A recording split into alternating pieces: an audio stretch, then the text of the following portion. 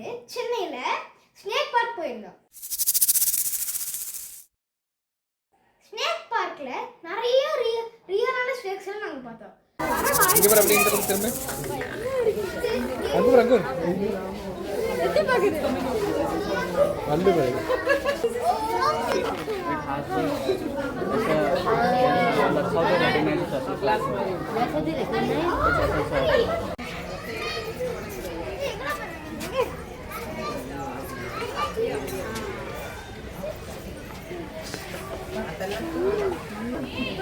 கூடயே கடைசியில நாங்க போகும்போது ஒரு கடையை பார்த்தோமா, எங்க அப்பா அங்க கூட்டு போனாரு.